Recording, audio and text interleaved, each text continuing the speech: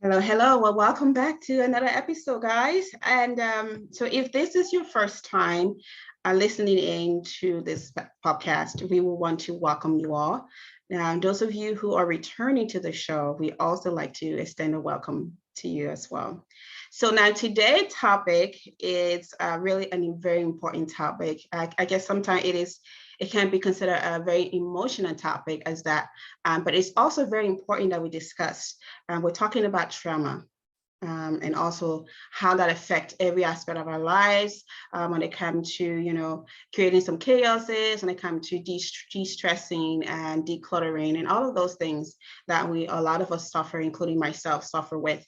So today I would like to say she is an expert in her own right that really had done a lot of the work and to kind of figure out how we can, learn more about this topic when it comes to trauma and the decluttering of our minds and all those different things that comes with that. So today, our guest is going to be focusing on the 4 areas of trauma, right?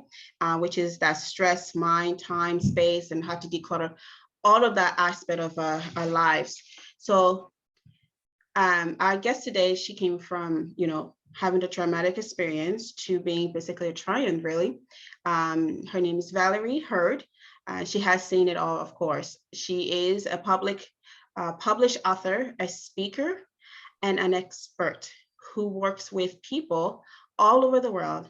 Now she brings you on, a decluttering journey exactly to declutter more than just our space, right? She's going to talk about decluttering the mind, the time, our time, and everything like that comes to making sure we are focused in life, a lot more focused, and to be able to accomplish things that we need to. So without further ado, welcome Ms. Valerie to the Lift a Voice podcast. Welcome, welcome. Hi, Faith. Thank you so much for having me today. Most definitely. And so really, I feel today is really about sharing some light on this important topic. And I know you are, you're joining us today from Canada. Yeah. Yes. And so I just want to thank you for taking the time. It's a lovely Saturday, I'm sure, in Canada. And also I'm in the US here. And you could have been doing so much. And also today's your spouse's birthday. So thanks for coming in on his birthday. You're welcome. It's a pleasure. Yeah. So let's go ahead and just give us a little bit of a background for all of us and for myself too, to get to kind of understand a little bit how you got to this point of now teaching people and the resources that you have. So I understand when you first started in the trauma space and this work, how did you get to becoming, sort of an expert in teaching people and guiding them when it comes to decluttering our minds? Yeah, it started way long ago. So when I was a toddler, I experienced child abuse. Mm-hmm. And I really dissociate myself from myself up to when I was in my young adult age. And my secret exploded in front of all the family by someone I trusted. Wow. Uh-huh. So from there, I was 18 years old and I was so understanding what was going on because I know what happened, but I was thinking that trauma or PTSD, it's for the war situation. It's for something bigger than mine. Mm-hmm. And I was always wondering why my friends are able to study and go out party, and me, I just need a nap, like my grandparents were doing, Yes, yes. So I got tested for multiple things, and I was diagnosed with both fibromyalgia and complex PTSD. So what is that? Complex PTSD is complex post-traumatic stress disorder. Oh, okay. Yeah. And fibromyalgia, it's all the immune system and the muscle system that is affected by pain. Okay. So the complex part of it is a more extreme trauma, PTSD. Is that what it is, or? It is more specified when everything as symptom become not recurrent, but they become. I lost my word. Sorry. So what it becomes vivid or it becomes consistent? No, it's when they become permanent. Okay. I lost the word. There's a chronic. Chronic. It's Yes. when they become chronic. So the depression are chronic, the physical self-harm is chronic, and all the different things become chronic. So they call it that it's more complex. And there's also more dissociation with the Okay. reality and with our emotion with complex PTSD. Oh, wow. Okay. So it's a lot more that goes into all of that space. Yeah. Yeah. So after the diagnosis, what did you do with that? Because, a lot of times when we go to see a professional, it's also a great thing. It's great that they can actually tell us, kind of put an into all of these symptoms and give us the actual information that we need. But how do you go from receiving the information that you have chronic PTSD to now finding the solution? Yeah, so I was having lots of symptoms, nightmare, flashback, panic attack, dissociation, and it was always up and down. I wasn't able to go back to school after my secret was revealed. My doctor told me that it will just get worse with years. And I wasn't understanding because I tried everything my doctor told me. I went into therapy, I tried medication, I tried EMDR, but I was still in that situation. And we can say that going in therapy is pretty painful when you have to retell your event again and again. Yeah. So at the point, I decided to do not believe the doctor. Okay. And my ultimate desire was to get better, Exactly. not being stuck on my bed or on the couch. Yes. So I went on a long recovery research. So I did some research. I volunteered for getting some recognition. I devote myself to my purpose. I changed my diet. I went on a self-development journey. And all that built together up to a specific day, Yes. there's some people that deal with alcohol for trauma or with drugs, Yes. but I'm allergic to it. So I cope with either binging or craving, that instant satisfaction and happy feeling when you acquire something new. Yeah. But that feeling doesn't stick. So one day my mom asked me, Val, I don't understand. Why do you need that much pasta? Are you cooking for an army? But she was sarcastic because my husband was doing his training to be an officer in the Canadian military. Okay. But when she left, I opened my pantry and wondered, why do I have 50 pounds of pasta, 15 cans of peaches, 20 pounds of flour?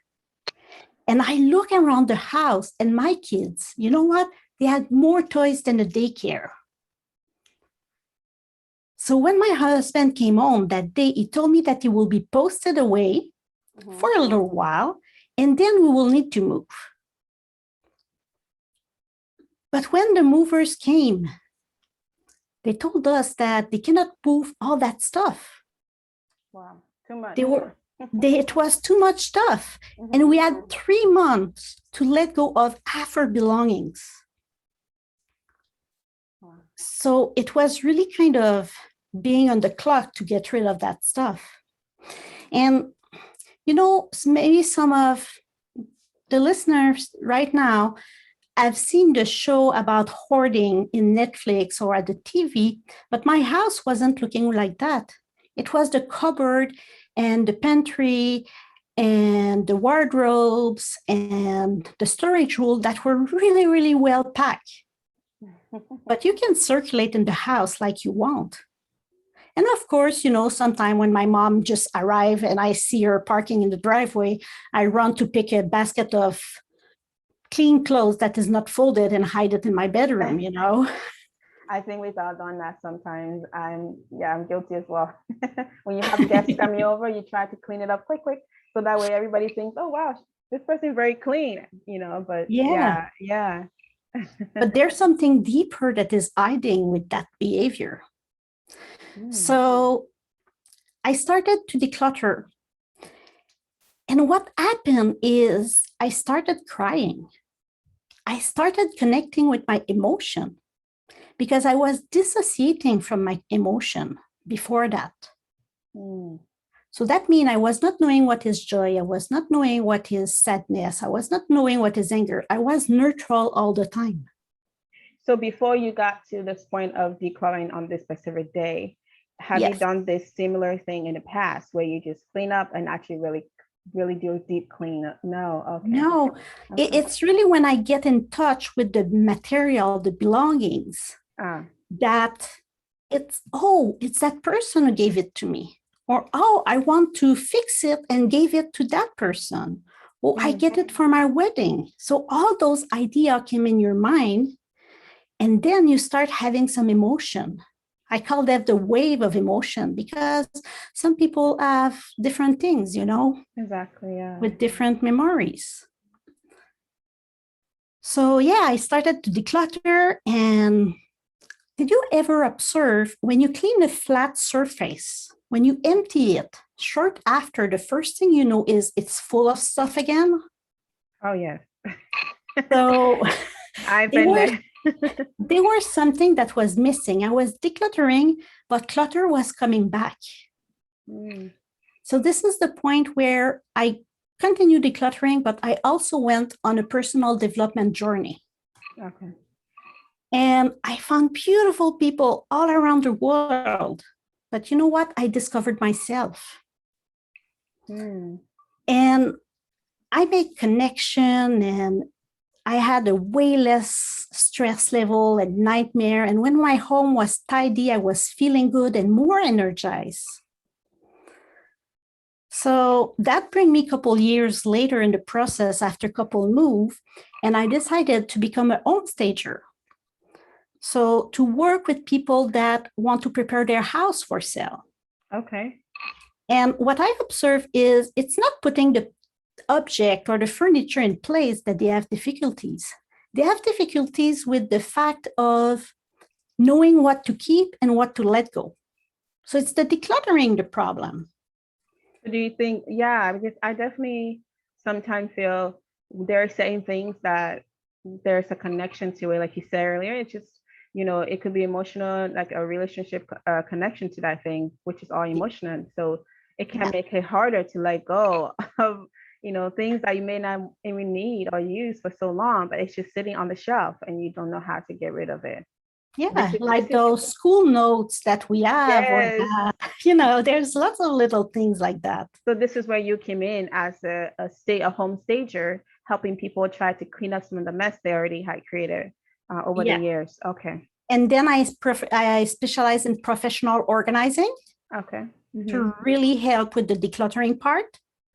And then what happened is almost all my clients were telling me stories. They were telling me the stories of the object, and they were talking to me about trauma in their life. So I say, there's a connection here. I had trauma, I accumulate, and all these people accumulate and had trauma. Exactly. So me and my husband really dig into library and internet, and we find out some articles that are written about the correlation between having a trauma and accumulating stuff. So there's really some research linking clutter and trauma together. And this is because the frontal lobe of the brain, it is affected when we have a trauma. And there's some area in it that works slower or a bit less. And these areas are the executive function. This is the capacity to organize, to take decisions, to schedule things, to plan, all those kind of functions that we use. Yeah. So what happens is with somebody that has trauma, then the frontal lobe is working a bit less. It's more difficult to get up in the morning. It's harder to take a container and put it in the garbage can, or to put back an object at its place. Or you arrive from shopping, you let the 2 bag in the entrance and continue your way. Or you arrive from school, the bag is in the entrance and you continue your way.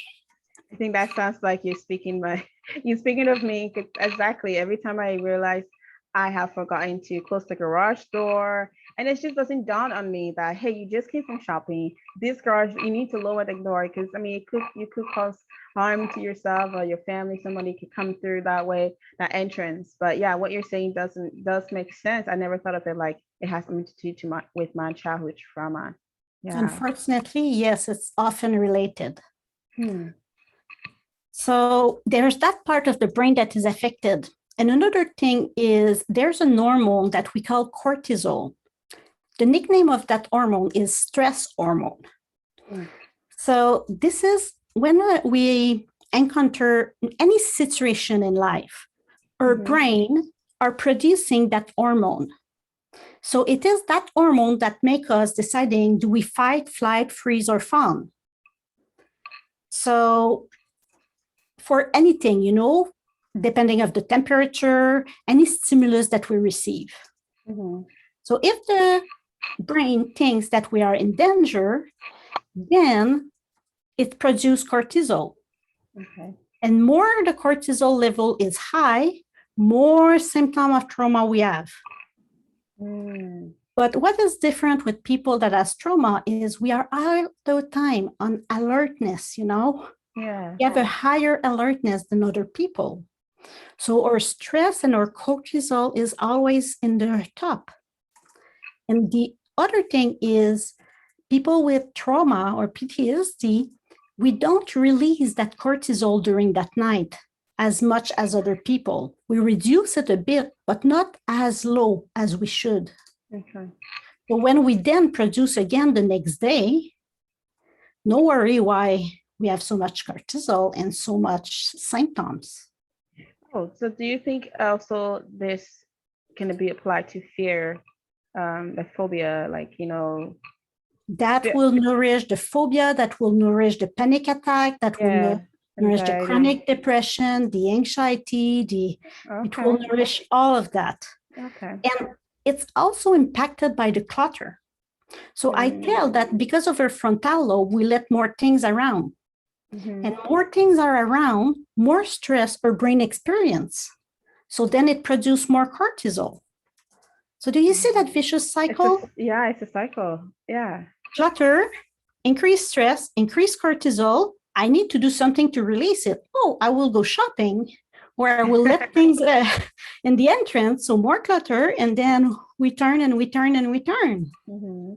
Yeah, because I feel, when we talk about PTSD, and I think this is the great thing to discuss, because I myself honestly didn't know about the death of PTSD. I kind of just attributed to basically the military lifestyle, like the military personnel who had been sent on at the war zone, and then they're coming back home with all these different memories that becomes PTSD and replaced in their mind. And so, but I never really attributed to my own trauma and just individual trauma and personal trauma. So yeah, so when you talk about decluttering, I know you said there is the 4 areas basically when it comes to, Yeah, but before that, I just want you just say something that you really, really need to be point out. Yeah. You said that I think that it's just the military people.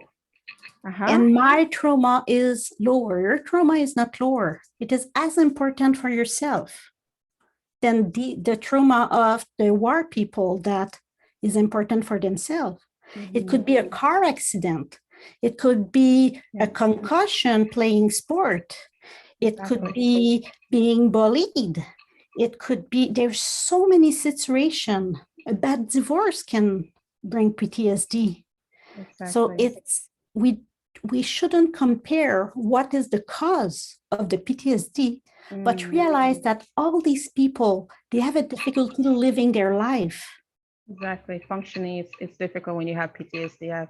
I think exactly. And that's something I didn't really realize unless I went to see a psychologist who diagnosed with me with having a bit of a high PTSD based on my own trauma growing up in an area where there was consistent war, conflicts, and then also violent being raised in a violent environment and being abused, those are all the components that, you know, have to do with that. And so, yeah, what you're saying is definitely is true. And I went from that mind frame of thinking that PTSD was just for military and personnel, to now get the knowledge, and with what you're saying also today, and saying from a professional standpoint that, yeah, it can easily be anything.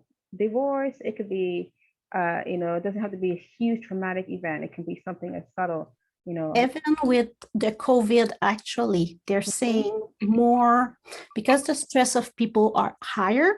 People that were bordering being diagnosed are diagnosed. So the number of people with PTSD increase. Absolutely, yeah. But I always say it's not a question of diagnosis. You can be as much affected and just don't have the diagnosis. Okay. You are still suffering from your trauma. Yeah, just because there's not a name given or assigned to it doesn't mean you don't have. Exactly. Because it's not everybody that go to the doctor. Absolutely, yes. Or the psychologist or get the diagnosis. So yeah, and that's very true. That's why I often use the term trauma. That kind of it covers everything. Yeah, most definitely.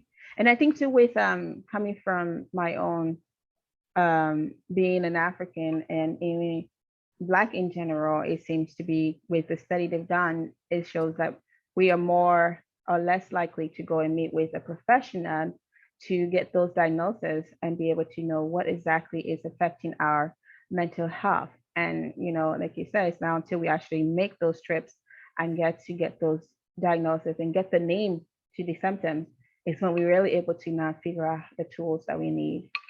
Same thing also with people that has less revenue. There's a lot of them that won't go consult or they don't have insurance. Yeah, that's very common. I can see that. Yeah. Resources is important to have. Yeah. So as you see, we need to work on 4 dimensions to be able to go over our PTSD. And often traditional therapy works on just 1 or 2 dimensions. They don't work on the 4 dimension. And that's why a lot of traditional therapy will move the person forward, but the person will still have problem. And then the doctor tell them, you know what? It will stay like that for life. We done what we were able to. Or I saw some people that were worse after going to some therapy. Like when I try EMDR, I came back suicidal. So it's really depending of the person, the need, but we need to work on the 4 dimension. And what would you say are those 4 dimensions that will help us? Because that's something I really want to hear about, because I'm like, I can't wait, because this is something that's going to apply to me as well. So the first one is the stress. Stress, okay. The second one is the mind. The third one is the time. And the fourth one is the space or belongings. So the stress, the mind, the time, and the space. Okay. And how do each of those apply? We need to apply them in order that I say them. Okay. Because as we say, post-traumatic stress disorder is an issue with stress. Yes.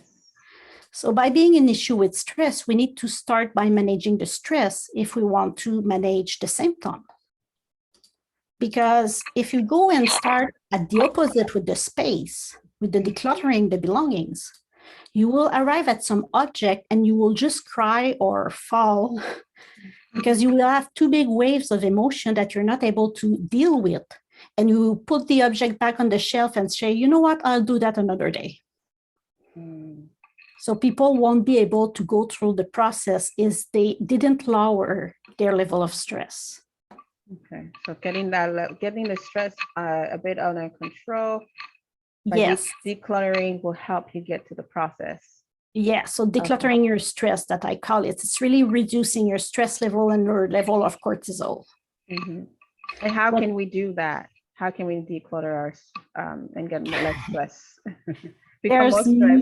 There's a lot of techniques, there's some meditation, yoga, breathing exercise, crystals, there's tons of techniques. I have a course that teach the one that I think that are the 10 most efficient one. Okay. But there's really, it's for each person to find which one is the good one for them. So it's individual based. Yes. Okay. Yeah.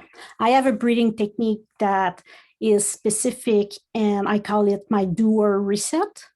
Mm-hmm. And what is special is it's a number of breaths specifically. Mm-hmm. And the way to do it is stopping the amygdala to produce the cortisol. So when you repeat that at a certain frequency, like every hour, for example, even if your amygdala start producing cortisol again, every hour you say, no, you slow down, you stop. So even if 15 minutes after it starts, no, slow down. So that's where you're able to master your level of cortisol. So you are not in the driver's seat of your consciousness, and you're also, in control of your breathing, which helps you lower that stress. Yes. Okay. And exactly. this is a technique that anyone can do that are experiencing high stress level, especially jobs that you're at a high stress level. They can do this at work, anywhere. Anywhere and anytime. That's wonderful. It sounds really, something so simple as just breathing, because you hear people say just breathe, Yeah. When you become, they're like just breathe, but you're like, so I love that you're saying breathing is not just about doing the action, but it's a technique that comes with it. Yeah. Okay. So what is fun is in our program, we did an MP3 that people can download on their phone. Okay. And then they can listen to it and do it at the same time as they listen to it. Okay. Or they can put an alarm on their phone, and when it's rang, they listen to it, they do it with it. It takes less than a minute. And then they're good to continue working on what they were working. But by repeating it frequently, the level of cortisol is reducing. Okay. And this is something that people can get access to, of course. Yes. Okay. Yeah. And we'll cover that later to give more information and specifics on how they can get in touch with all of those techniques and things. Perfect. Awesome. So now go ahead. The second step, is it what you were asking? Yeah, time, yes. The mind. The mind, yes. So when the stress level is lower, we still have all those ideas in our mind, Unfortunately, with trauma, we often have a lot of negative self-talk. Mm-hmm. So we need to address that. We need to address everything as the identity. Are you perceiving yourself as a victim or as a survivor or as someone who triumphed from trauma? Where do you position yourself?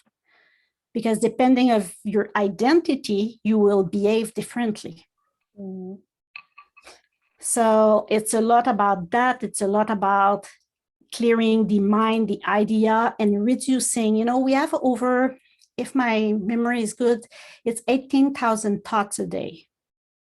A lot. It's a lot. So if we have a difficulty with trauma and we have 21,000, if we can come just or 3,000 to be like everyone else, yes, that will help a lot. Or if out of those 18,000, you have 10,000 that are negative, that brings you down a lot. Big difference, yeah. So even if there's only 5,000 that were able to change and be positive, you will feel more calm and peaceful. And isn't that what most of us want, is that peace and that calmness? Yeah. So that came from decluttering the mind. Absolutely. So after that, it's the time. Mm-hmm. Why we put the time there? Because it's more than time. It's about how you manage your life. Okay. So it's your routine, it's your habits, is what you do with the time you have, because time is the only non-renewable resource. Exactly. Yeah. When it's gone, it's gone. You cannot take it back. I lost 25 years to the grip of trauma. They're gone. Absolutely. They're gone. So yeah, it's really to take control of your time and not letting your time controlling you. So often people are afraid of their calendar and they're saying, Oh, it's my calendar who tell me what to do. It's my boss who tell me what to do. Whoa, you decide what you put in your calendar. Yes. You have control over what you put. Therefore, you can have control over your life. That's interesting you said that, because honestly, for me, sometimes I feel like time management is something I'm struggling with all the time. I don't know if you, it's just, I feel like the time in the day is not enough, but it could be also, now that you said that, it could be, is it because I'm not planning correctly, or I'm not in control of what I'm putting in my calendar? Yeah, Exactly. I'm not really being It's thoughtful. that, and it's also being able to evaluate the things you put in your calendar, how long will they take? Mm. And it's put in your calendar, not just your job, Yes. but putting also time to relax, time for self-care, time Yes. for exercise, putting your meal in your calendar, because people skip meal. Absolutely. Yep. That's So it's really that way that you can master your time. And how can you fit decluttering in your time, decluttering your space, if you don't master your time? You're already busy. You're already running everywhere. So there's no place to declutter the space. So that's why it's really, really important to establish good habits, good routines, mastering our time before going into the space area. You know, that's absolutely right. Because when you think about the time management, if you don't have a really good time management, or you don't have a purpose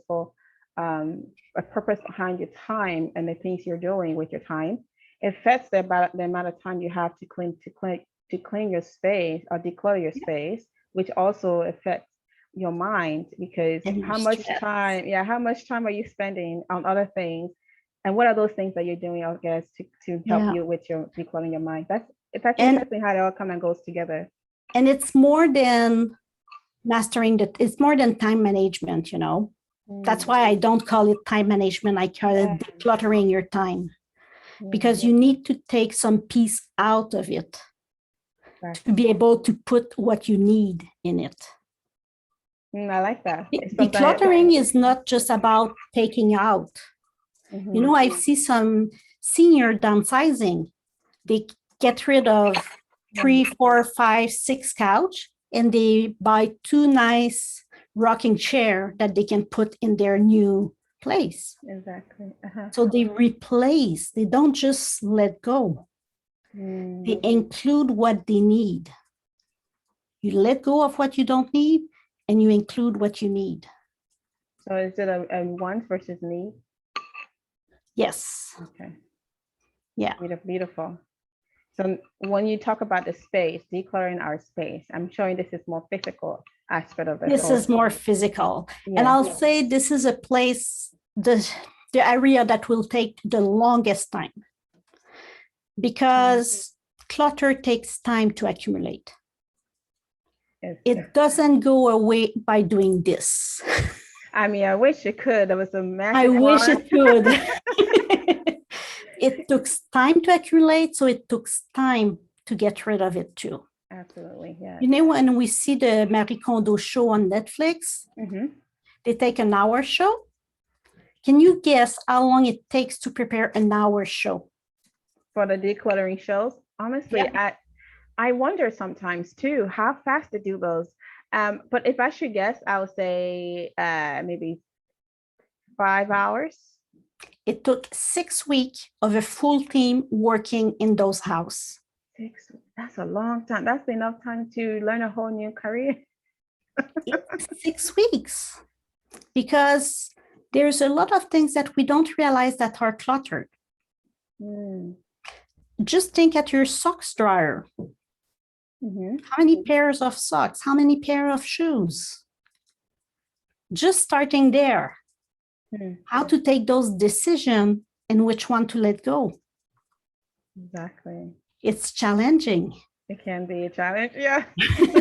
You end up keeping the whole I just mentioned 2 items out of a whole household. Yes. Yeah. So yeah, it takes, I always say it takes about 6 months to a year to declutter your place. I believe that. Yeah. Because you cannot do it full time. Instead of you, if you don't have job and you have all the time you want to declutter and you don't want to Exactly. do anything else.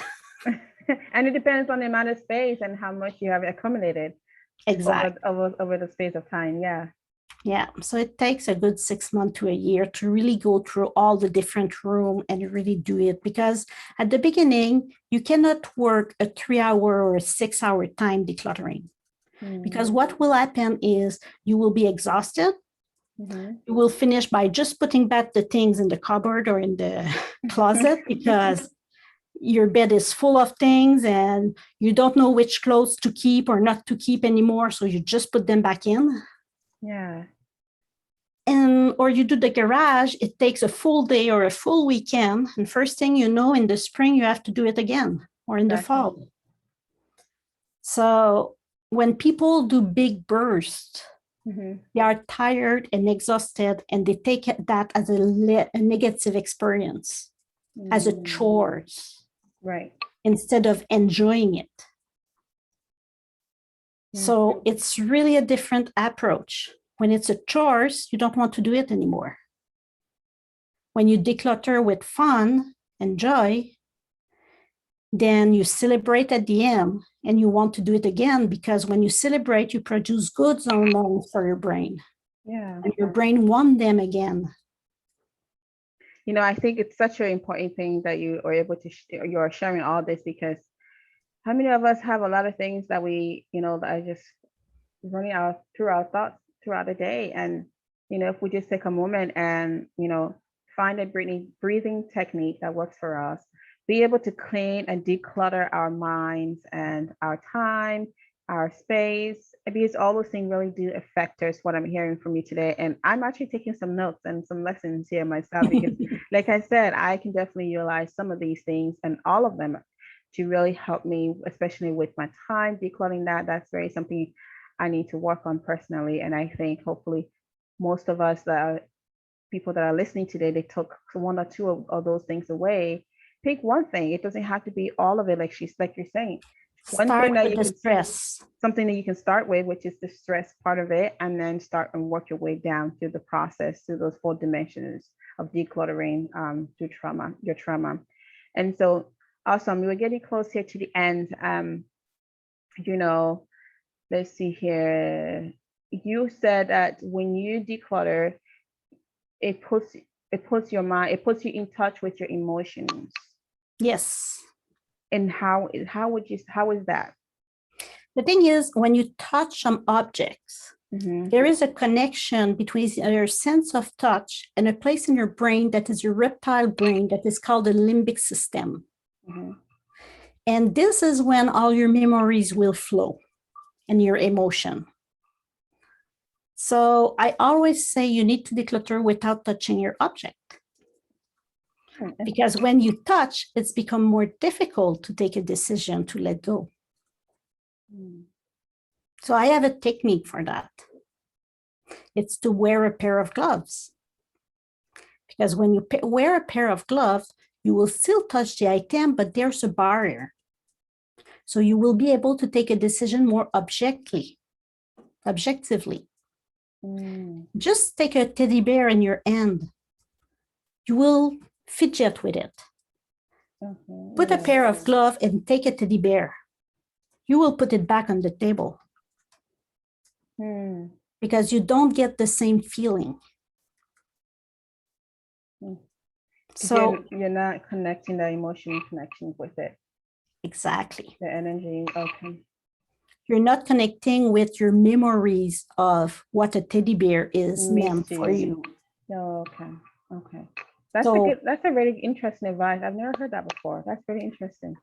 It's something that I bring in the world of decluttering and organizing.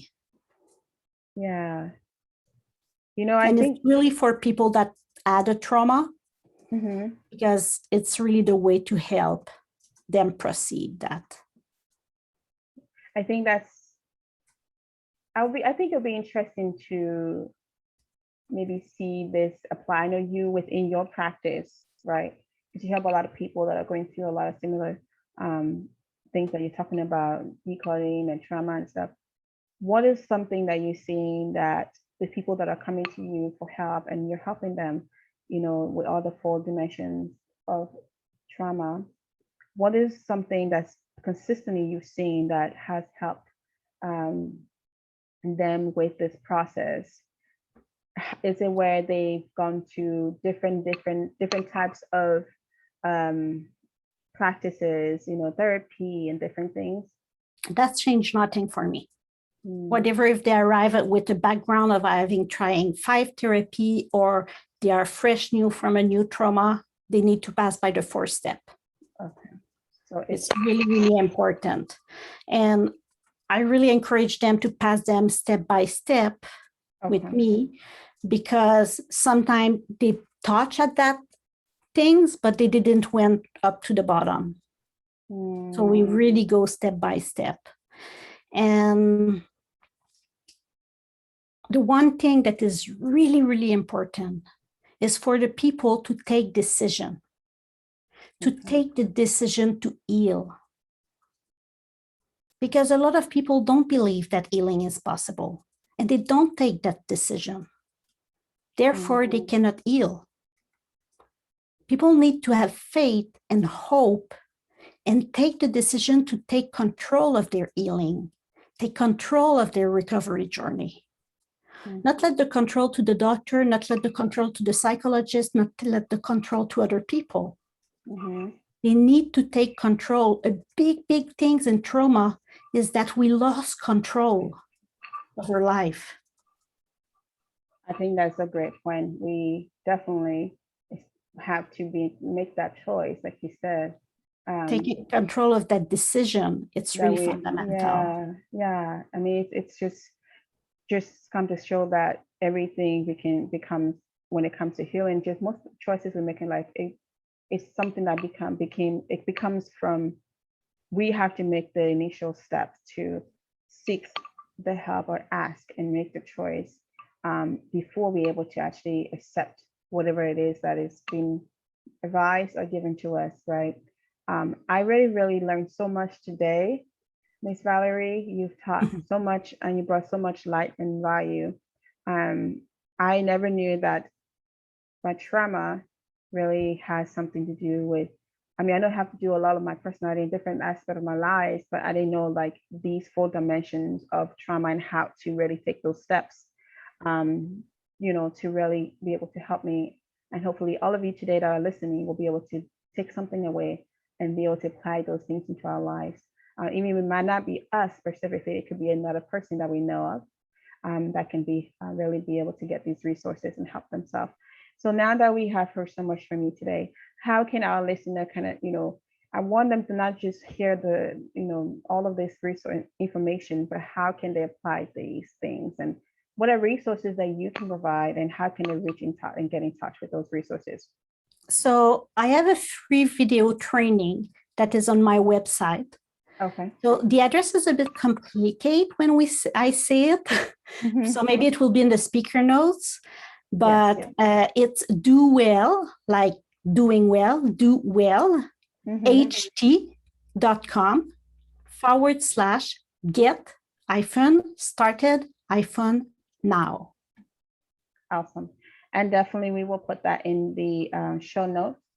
For those of you that are here with us and listening, every time we have this conversation, we want to make sure we continue the conversation. So you will be able to get the information, the resources necessary to really be able to help you get that resource that we all need. And one last thing here, you are on social media. How can our listener follow you on your social platforms? Either on YouTube or on podcasts at Post-Trauma Secrets and Decluttering. Okay. Or they can come on Facebook and type Do Well HT. Do Well and HT. they will find me. Yeah. Awesome. So we have those information here. We'll be able to link them to your this interview. And once again, guys, I really want to thank our guest today, Mrs. Valerie Haurd. She is joining us from Canada. So that's awesome that she's able to take the time to join us today. And thank you guys, all of you, for joining us. If you're new here, we want to welcome you again. And if you're returning back to the show, thanks for tuning in. And we look forward to our next episode with you guys, and continue lifting voices. Talk to all of you soon. Thank you for your time.